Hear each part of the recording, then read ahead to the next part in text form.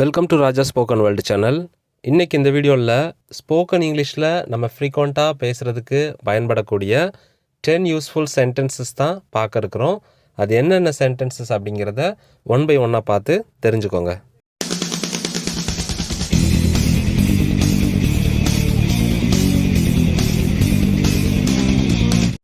ஏன் அவனை தூண்டிவிட்ட?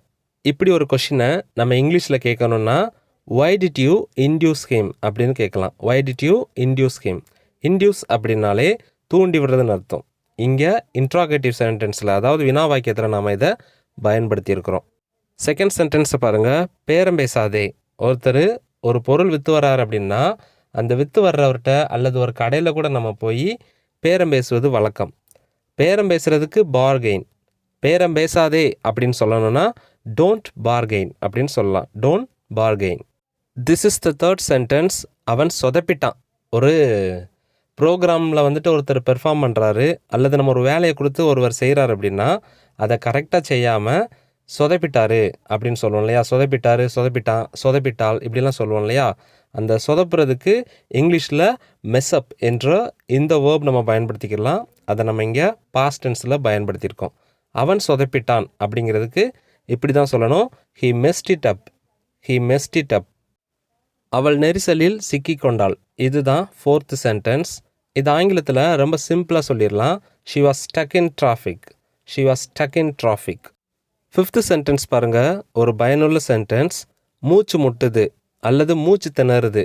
இப்படி ஆங்கிலத்தில் சொல்கிறதுக்கு இட்ஸ் சஃபகேட்டிங் அப்படின்னு சொல்லலாம். It's suffocating.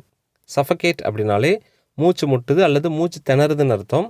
அந்த வேர்பை நம்ம இங்கே ப்ரெசன்ட் கண்டினியூஸ் டென்ஸில் பயன்படுத்தியிருக்கோம். இட்ஸ் சஃபகேட்டிங் அப்படின்னு பயன்படுத்தியிருக்கோம்.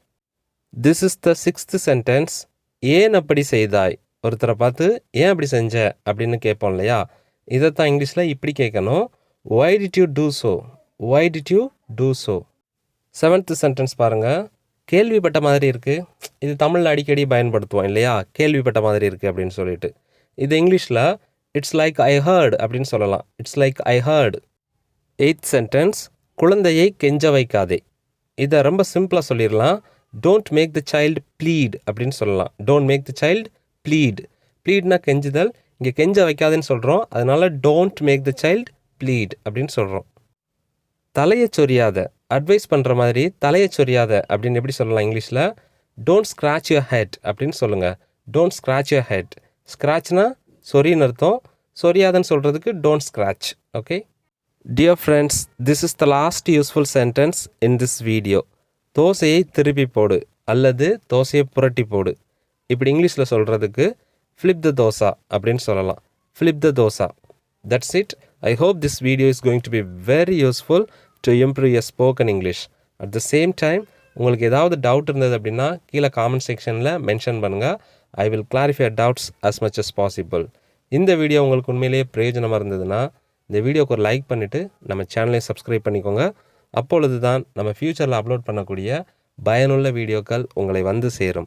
தேங்க்யூ ஃபார் வாட்சிங்.